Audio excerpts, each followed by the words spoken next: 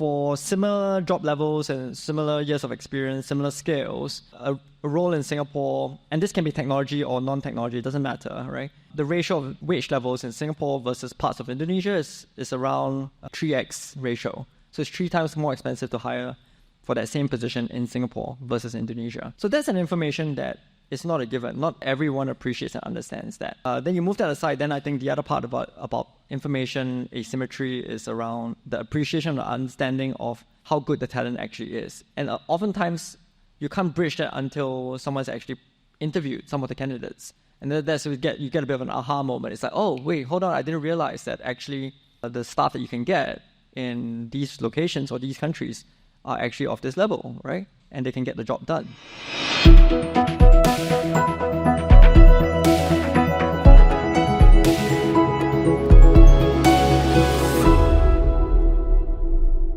Yeah, I'll just say a quick welcome, everybody. We really are excited to see this group come together. My name is Tristan. I'm a senior HR business partner at Glints, and really excited to kick off along with Reggie as the co-host for this podcast that we'll be launching. And for those who haven't yet heard about Glints, we are a venture-backed Series D startup that we're headquartered here in Singapore with operations in Indonesia, Vietnam, Philippines, Malaysia, and Taiwan as well.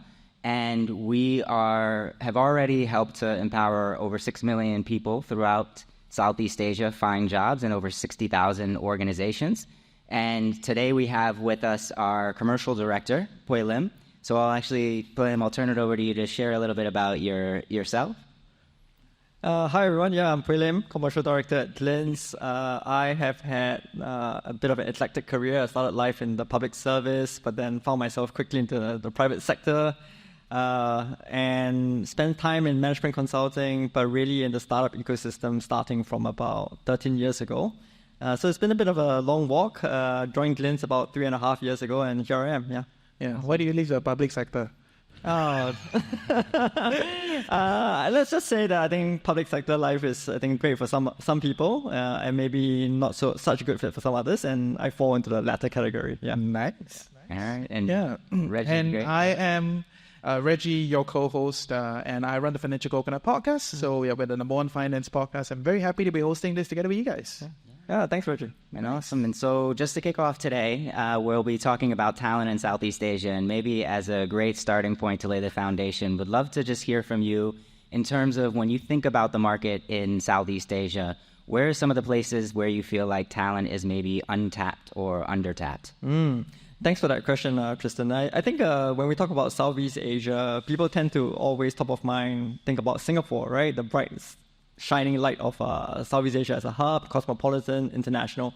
But I think when you talk about talent, actually, today there's a lot of other, let's say, invisible or untold stories of emerging Southeast Asia talent. I think countries like Indonesia, of course, the capital city of Jakarta, but even beyond that, right, cities like Bandung, Bali, Batam are now also great sources of young professional talent. And that's really been a result of a digital boom in the last 10 to 15 years. You know, you've got basically a startup scene that's been thriving. You've got some of these companies now becoming regional or even international names. Everybody knows Gojek today. Everybody knows Tokopedia, Goto.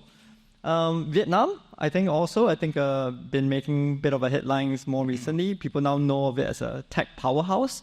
But some of the stories behind that headline, I think also maybe a little less known. People don't know, for example, that in Vietnam, it's not just technical skills. It's also fluency in regional languages. It's also a work ethic that's very, very strong, super hungry, super hardworking, that's ready to compete. Philippines, I think people tend to think about that as, I know Philippines, it's a customer service, business process outsourcing hub. But beyond that, what about IT, quality assurance, level 1, level 2 sort of skills and resources that you can find in the Philippines? Philippines as a marketing hub, right? Great marketers that you can find there. Or Philippines as a back office for accountants, for bookkeepers, and like. So I think some of these stories, still remain a little bit untold and underappreciated. Yeah. Okay, can I ask, because I think from what you're saying, right, there's a little bit of a situation where big companies kind of have a run-up, right? So let's say Tokopedia or like Gojek or some of these things, they have a big run-up and then eventually they taper, right? Yeah. So we all Not always like that. not always. Like, hopefully it does not. Yeah, But yeah. eventually there's some sort of like a, they max out, they slow down, and then there'll be all these talent pool that comes along. Yeah. And now they're like out in the open market. Is there like a little bit of an interesting sense on these things? I would say maybe not so much the first half of the sentence. I think definitely because companies in these regional countries have done well in the past 10 to 15 years. Some have done better than others, of course. But along with it, definitely there's been a training ground, right, for these young talents. And a lot of these guys are people who have graduated out of universities in the last 10, 15 years. So they're young, they're raw, they're hungry, they're great and eager to learn. And they're picking up a lot of skills which are more related to today's work and business environment. I'll give a quick example, right? So you talk about sales or marketing guys, right? Today, the language of the norm of today is basically omni-channel, right? So we are talking about people who are very versed in using new media, versed in using messaging. It's no longer the days of voice calls and in-person meetings, right? Of course, those are they're still important. They have a part to play. But the most relevant and the most effective sales and marketing people today are the ones who know how to use the spread of channels, right?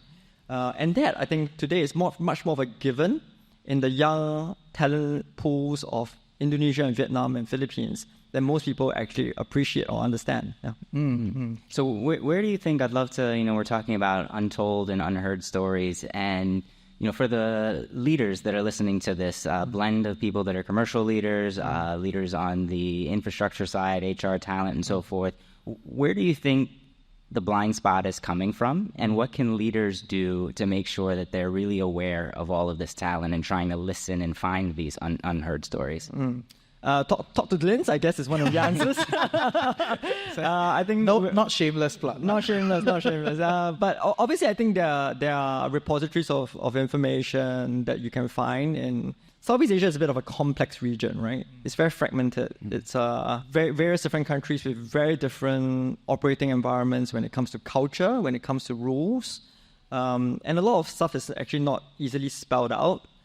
So I think leaning on experts, leaning on advisors, leaning on support, I think is actually a good way to go. Of course, you have to be quite choosy about who you work with or you go to or who you partner. I think that's one. I think the underappreciation also tends to also come with quite a bit of myths or misperceptions. Like that might what? be a bit dated, right? Like what? Well, I mean, let's take English fluency for instance, right? I think out here in Singapore, where we're recording this podcast, there still tends to be a perception in many quarters that English proficiency or English fluency out in the region is not where it needs to be. I think that's changing a lot. Definitely the level of English proficiency in writing, speaking, reading terms, it's leaps and bounds ahead of where it used to be 15 or 20 years ago. Yeah. And definitely at a business effective level, I would say it's there. Yeah. Right? I'll give a very quick example. At Linz, I think we actually use sales teams, offshore sales teams. They are very much inside sales teams, which are situated in Indonesia. And they are very effective in actually helping us penetrate prospects and customers located in and around the region and even beyond. I want to kind of go a little bit deeper on the nuance side of things, right? Because like on my end, I run a content house, and I've tried working with the Filipinos, I've tried working with the Indonesians. So far I have a easiest fit with the Malaysians because I think Malaysians and Singaporeans, cultural fit is quite the same, right? So I'm not questioning their competency on getting things done or understanding the platform, but in the content business or maybe even in sales, right? The cultural nuance is quite important. That's right. So how do you kind of mitigate that? If let's say like you have a whole team in Indonesia doing this business development side, how do you kind of teach them, hey, this is how Singaporeans do things? You know what I mean? This is something that Linz actually has a particular philosophy or position on. I know everyone's kind of out on the debate of work from office, work from home, hybrid and all that, right? There is various perspectives along that spectrum of debate, and I think there is this perspective around candidates really privileging flexibility of work as a number one consideration when it comes to choosing jobs and choosing employers. But I think out here in the region, even when you talk about hybrid work, it needs to come with this nuance of where do you locate the workers? And that's important, right, when it comes to integrating and bridging this gap that you just talked about. Because I think it's a lot more challenging to bridge the gap when your workers are just distributed everywhere and anywhere across a geography. That makes for almost a success or a recipe for failure. At Glints, we believe in putting them in hubs. We call them co-located teams sometimes, right? So it can be still a hybrid of work from office and work from home, but it's important that you hub up your teams. So you make sure they're hubbing up in Jakarta, they're hubbing up in Bandung, they're hubbing up in Ho Chi Minh City, and they're not just scattered all over the place. I think that's a key consideration for helping you to bridge and create effectiveness. I think the third point to make here is, then there's also this idea of nearshoring, right? So at Glints, for instance, I think we have a particularly effective setup in Batam. And Batam is a 45-minute ferry ride from Singapore. I don't know how many listeners are familiar with that, but people tend to think of Batam as, oh, that's where you go to play golf, right? Yeah. Or shopping Nagoya Hill, right? That's right. that sort of stuff, right? That, again, I think is an outmoded or outdated perception from about 15, 20 years ago, right? And again, today with the emerging and rising talent pool of Indonesia, Batam actually gives a very interesting opportunity, right? Because previously, when you talk about nearshoring in Singapore, you would think of Johor, right? As Reggie, you just pointed out, Malaysia is the natural destination. But now you also have Batam in Indonesia, 45 minutes of a ferry ride away, and arguably, maybe this will change for Johor in a few months' time when the transport links get a lot more improved. You don't have to, the immigration, the door-to-door linkage, arguably a lot more smooth than the Johor linkage. And we have many clients today who have set up premises in different parts of Batam where you can actually door-to-door, 45 minutes, go over, see your team in person, or vice versa. And we have clients basically doing this 2 to 3 times a week. And that gives you that bridge also for integration and management, cutting across the cultures.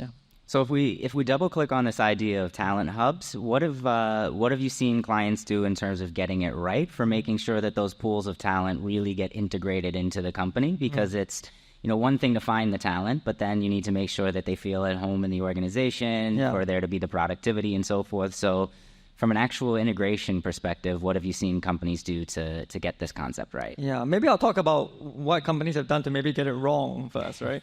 And I think where companies have often maybe underestimated is when companies and especially large enterprises think about talent, they often think of them as, sometimes they're a bit guilty of thinking of it just as digits, right? Numbers on a page. And then you think of it as just outsourcing. What's outsourcing? Outsourcing is about saving money.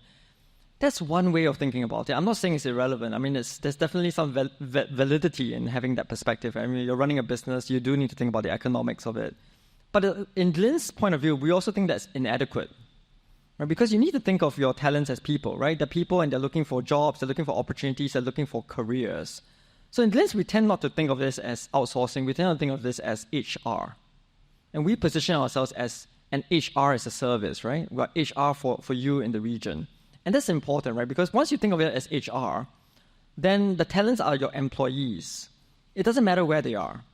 Even if they're across the border in Batam, they're across the border in Johor, they're your employees. And if they're your employees, then you should accord to them what you would typically accord to your employees. So what would this be? This would be employee engagement surveys because you're interested to know how they think and feel. This would be frequent site visits, right? I talk about the 2 to 3 times a week, but it's more than that. It's also quarterly all hands or town halls. It's also maybe half a yearly offsites, right, that you need to conduct. Glints believes in that. We help our clients do that, right, on a regular basis because we think this is important. When you think of people as employees, you also then have to accord for annual performance and salary reviews. And that's important because they're employees. They expect that you care about their progression. They're not just outsourced workers. So that's also a bit of a difference, I can second that, right? Because actually a big part of my team is in KL, right? So, and I tried hiring in like Philippines, other places, very scattered, like the whole idea that, we have X amount of costs, I want to do more, let's just like push these jobs all around the region. And it was so bad. It was very hard because you have one person here, one person there. They're all in different countries. It's very hard to kind of pull everyone together. Yeah. Eventually, there's a little bit of a sacrifice because Malaysia is a bit more expensive, right? Relative to, if we talk about talent pools, but there is that beauty where, they're like half an hour out from KL City. Maybe they're in Subang, Klang, Seremban, whatever. Yeah. And then you can have that once every few months kind of meeting together. And it makes a world of difference. You can align the vision, you can align the style, you can check on a lot of these things. Yeah, so I can second that. And it's water cooler talk, right? Yeah. You can never underestimate the power of water cooler talk, right? Yeah. Because it's the water cooler talk that builds relationships, builds cohesion, builds culture, and holds essentially a team and eventually a company together. But one nuance I would say is that it doesn't mean that, if you're looking to build regional teams, then you have to only build a team in Klang Valley, for example, and a team in Surabaya, for example, and they're mutually exclusive. It's not that, right? Because I think there is certain advantages to thinking about the region holistically, right? And leaning on the advantages of the talent pool that's differentiated across the region. So building, let's say, a team of mid-level developers in Vietnam and hubbing them in Ho Chi Minh City, that's great. But then when you then want to build a customer service support team, you probably want to do that in some part of Philippines because the English capability is a bit stronger, right? And that then means that you maybe hub that out in, let's say, Cebu, right? Which is quite a common destination for that. So now you have a tech hub in Ho Chi Minh City, you have a customer service support hub in Cebu. So I think just to be completely clear, what we're not saying is, you have to choose one location, right, in one country. No, it's not that, right? But when you do choose your locations and lean on the region's strengths, you do them in hubs. Yeah. But to double down, right? You essentially what I'm hearing from you, you try to put them in hubs, but in processes, right? So they all should kind of be in the same process. Of course. And you put them together. Yeah, in of that course. Sense. Okay. Yeah, because there's always more synergies, right? Yeah. When the process, the functions are more aligned, and they work together, right? Yeah. If people fundamentally don't work as closely together, then the synergy or the advantage is still there because you're still trying to build a company culture. But definitely it will be more diluted. And how does it work going about hubbing these people, right? Like maybe they're not all in Hanoi, they're somewhere else. Essentially, that's the idea, right? You're trying to bring all of them into this same place. What does it take? What is the process, It always starts with the hiring, right? Yeah. So I think even from the hiring and the construction of the team, you want to hire from within that sphere or that catchment area. I think that obviously makes it a lot easier because you reduce the friction of relocation and all that. I think there has been a period in the last few years because of COVID and a lot of people then went back home or went back to their hometowns to work. That's created a bit more of a friction where this is concerned, and companies and businesses have had to adapt or accommodate this. I'll be frank, I know of businesses who confronting this have had to really face up to the reality of then attrition, right? Because not everyone will want to make the move. But it's a price and a cost. From Jurong to Tampines, people already quit their jobs, right? Like we have so many people like that, right? So it's like, oh no, you want to shift to Tuas? No. Right? Yeah. I think there's still I think that maybe the fairest way to say is that there's still an ongoing negotiation that's happening between employers and employees in the market. I don't think there's going to be clear winners or losers in this. But I think in the end, what's going to happen is it's likely going to be some form of hybrid. I think hybrid in terms of time, obviously, but also hybrid when it comes to what we just talked about, right? Hubbing and locations, yeah. Let's Talk See Business is brought to you by Glint's Talent Hub. We understand that building a thriving business is immensely challenging. It is especially intense for business leaders like yourself. Hence, we want to journey with you. Glint's Talent Hub is the leading all-in-one solution for all your talent needs. Our mission is to pair you with the right talent anywhere across Southeast Asia that fits the unique needs of your business.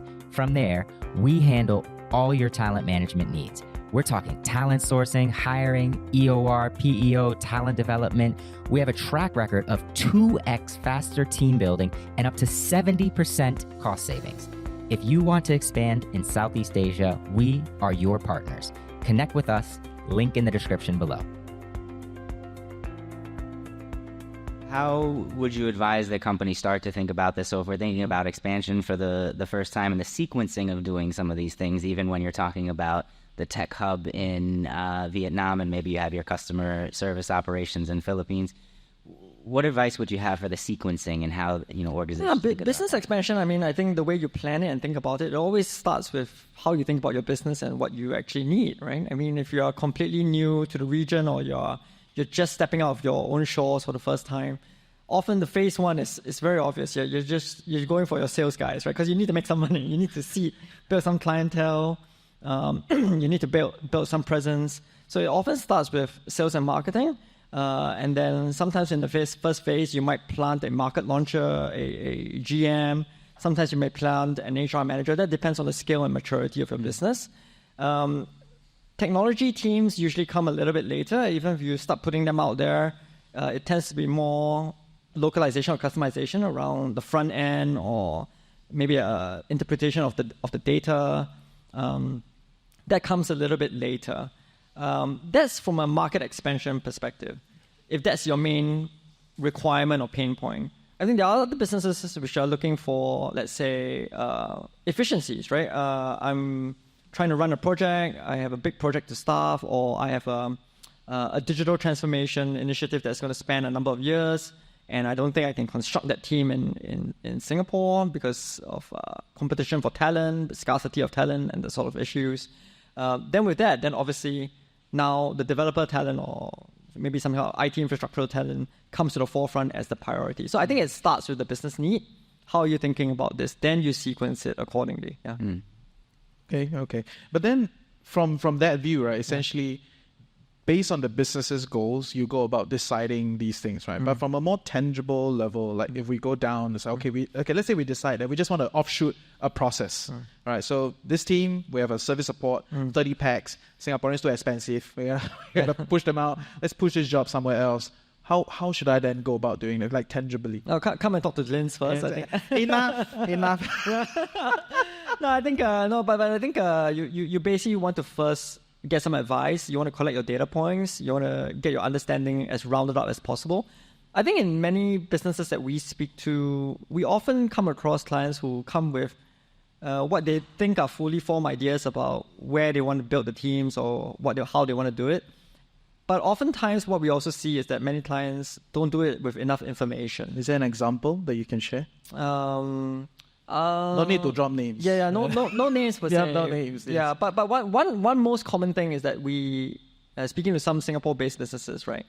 They don't know the wage levels and the wage level differences across the different markets. For similar job levels and similar years of experience, similar skills, a role in Singapore, and this can be technology or non-technology, it doesn't matter, right? The ratio of wage levels in Singapore versus parts of Indonesia is around a 3x ratio. So it's 3 times more expensive to hire for that same position in Singapore versus Indonesia. So that's an information that it's not a given. Not everyone appreciates and understands that. Then you move that aside, then I think the other part about information asymmetry is around the appreciation or understanding of how good the talent actually is. And oftentimes, you can't bridge that until someone's actually interviewed some of the candidates. And that's where you get a bit of an aha moment. It's like, oh, wait, hold on, I didn't realize that actually the staff that you can get in these locations or these countries are actually of this level, right? And they can get the job done.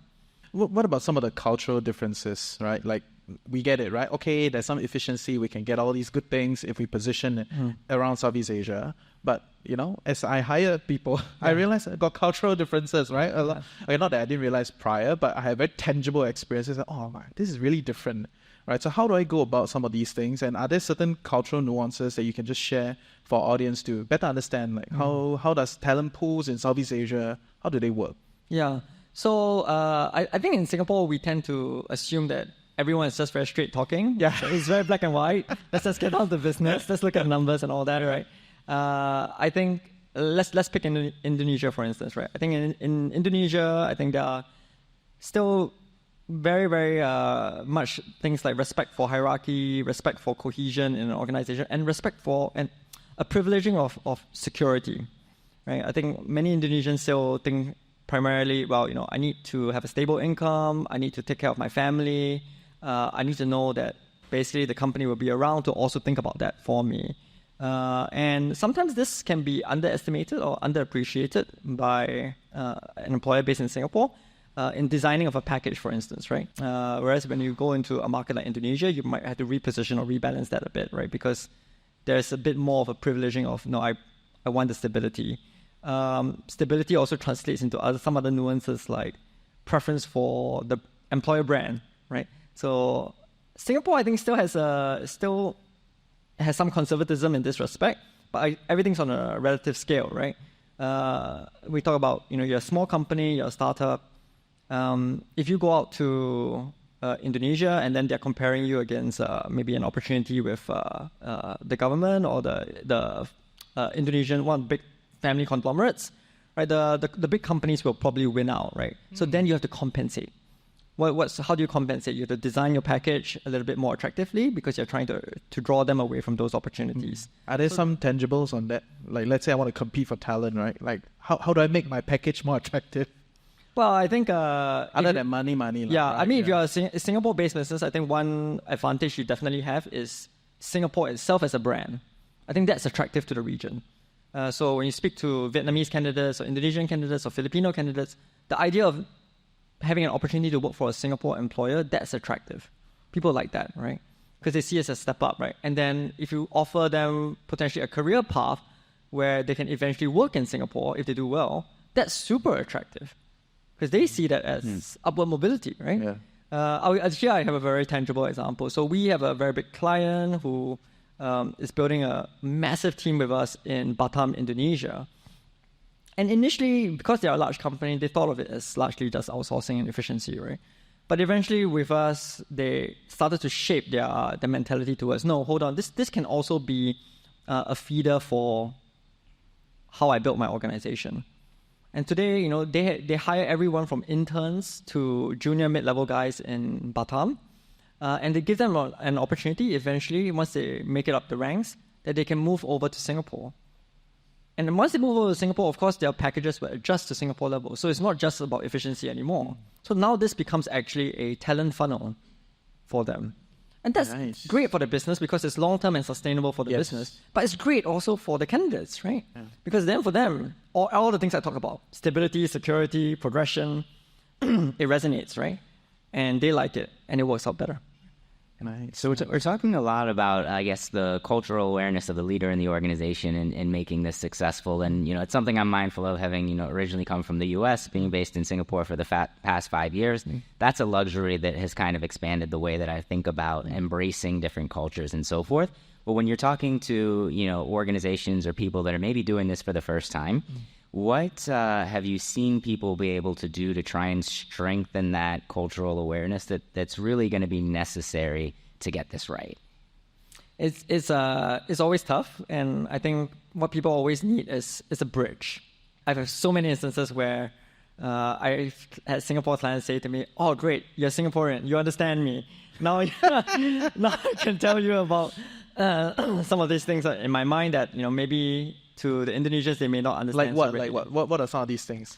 They'll say things like, in Singapore, maybe the expectation is that I'll fire an email at 9 o'clock in the evening, and most Singaporeans will say, okay, fine, I probably need to reply no later than maybe a couple of hours later, right? And maybe in some quarters of some of these regions, in the expectation, you need to clarify it. You need to set it quite clearly.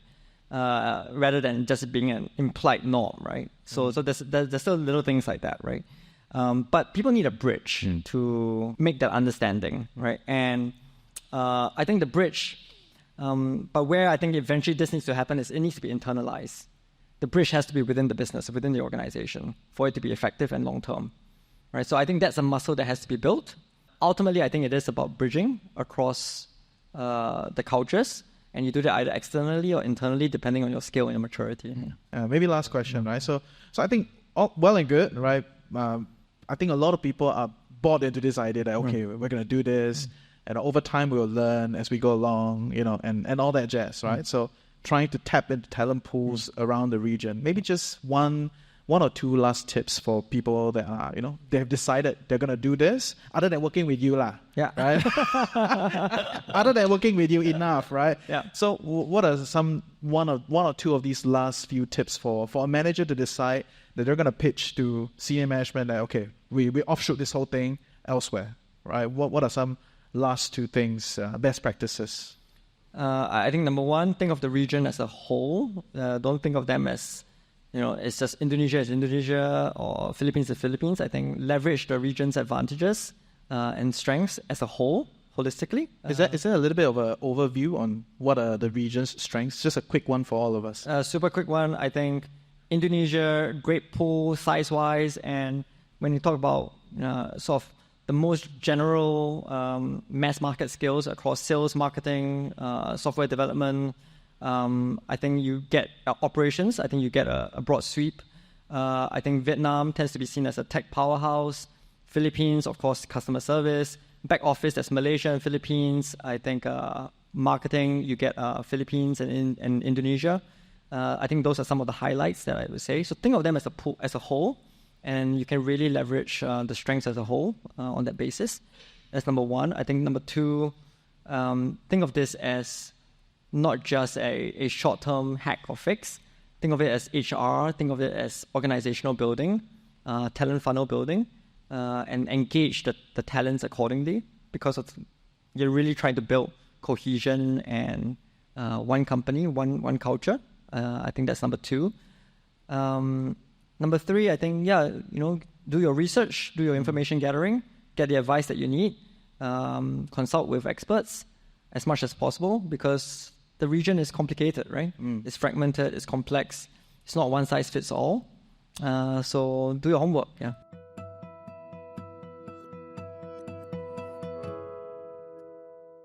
Anybody has any particular questions that you want to ask pertaining to your team?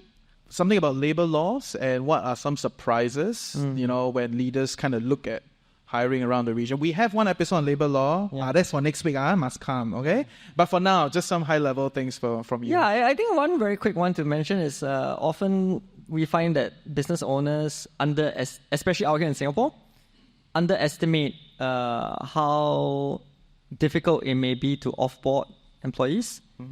Singapore, I mean, arguably is a much more pro-employer environment relative to some of the region. I think we can be more pro-labor. So I think all these regulations are designed with a certain aspect, depending on the politics of the different countries, right? As to where the balance sits. As businesses, I think, it's not so much about whether we agree or disagree with the position or the policy, but it's just a reality we have to deal with.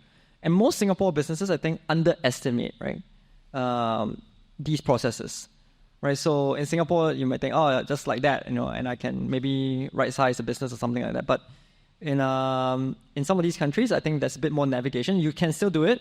There's a bit more navigation and process or procedures you have to go through. And a lot of these things, there's also a difference between the letter of the policy and then the gray space, right? That you can kind of navigate or negotiate around between the different parties, which is the employer on one side and the employees on the other. Is there something specific with Indonesia, maybe? Let's take Indonesia, for instance, right? So in Indonesia, depending on what type of contracts you undergo, so you can take something called a definite contract, or you can take something called an indefinite contract, right? Or permanent, right? With indefinite contracts, for example, there are severance obligations that are mandated by law that you have to comply with when you let go of someone, and that happens even if it was due to performance issues, right? So you are still liable for severance, right? And then wait, so that means even if they underperform, I let them go, but because it's part of the package, I still have to give the severance. Yes, that's right. There's still a severance obligation. Okay. If it's structured as a termination, yeah. Okay. And then you're talking about definite contracts, right? So you may think then therefore a definite contract might offer you more flexibility because if you have fixed a term and all that. But then in Indonesia, there's something called indemnity payments. So if you let someone go premature to the tenure of that definite contract, you're then liable to pay them out for the rest of the contract. Right? So there are things like that, right, which can feel quite restrictive and be difficult to navigate. So then this is where the last point I made around seeking expert advice, why that's so important, right? Because you need to understand these things, and it doesn't mean that therefore it means it's inflexible. It just means you need to understand how to structure in order to navigate these these rules. Yeah. Fair. Okay. Yeah. Yeah. Answer your questions? Yeah. Awesome. Anyone else? So I think his question is around, a lot of these big companies are dropping people essentially, or right sizing, like very positive, right? So and then he wants to get your thoughts into what's going to happen. Just a mini plug, right? Because Glint's literally just did some research on this. We wrote a report together with Monks Hill Ventures. That's a talent report that we release every year. We just released the one for this year. You can go to our website, www.glintz.com, to find out the details. Oh, there's a QR code at the back. And there's a QR code at the back. You can scan that. Yeah.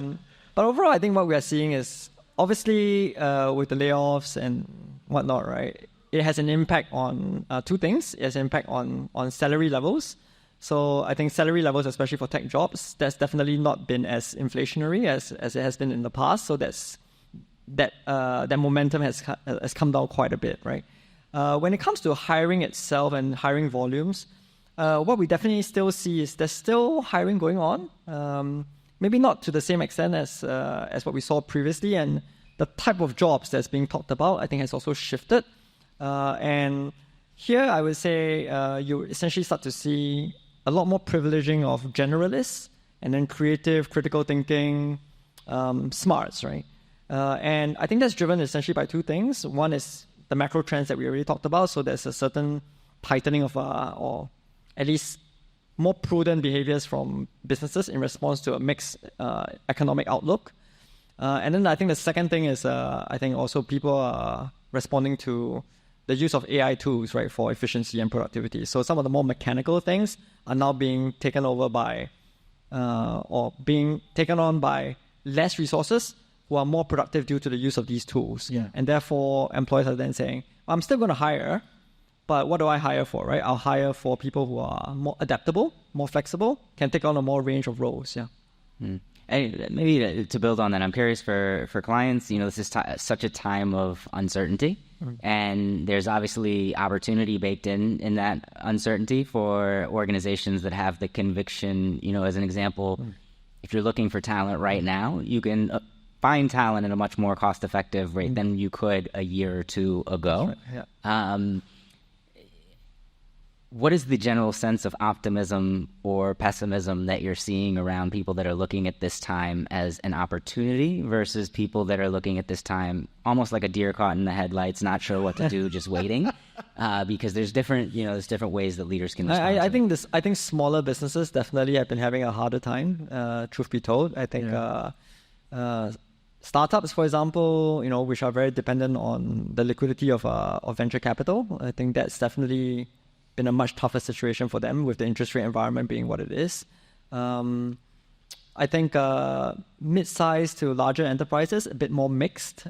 So I think there definitely still is activity going on. I think we're not technically in a recession yet, right? So businesses continue to position themselves, especially more mature, more stable businesses are still they still have to keep the lights on, right? So I think with that, hiring continues, whether that's for backfilling or not. But I say it's mixed because I think definitely it's not all guns blazing, let's push and grow in anticipation of that the market will simply accept that, right? I think there's definitely a bit more of a pullback where that's concerned, yeah. Nice. Yeah. Last question. Yes. So I think there's again what's published on the menu, right? And there's also what's permissions that can be granted, right? So where Batam is concerned, because actually there is quite a bit of interest from the Singapore side, and the Singapore government and its agencies are actually quite supportive of creating that flow of people to and from Singapore and Batam. So there are permissions that are possible to be obtained to create a much more freer flow. And this can be specific to some of the more particular economic zones and industrial parks that are set up in Batam. Yeah. Nice. Okay. Thank you. Any last questions? No? Okay, then we're good.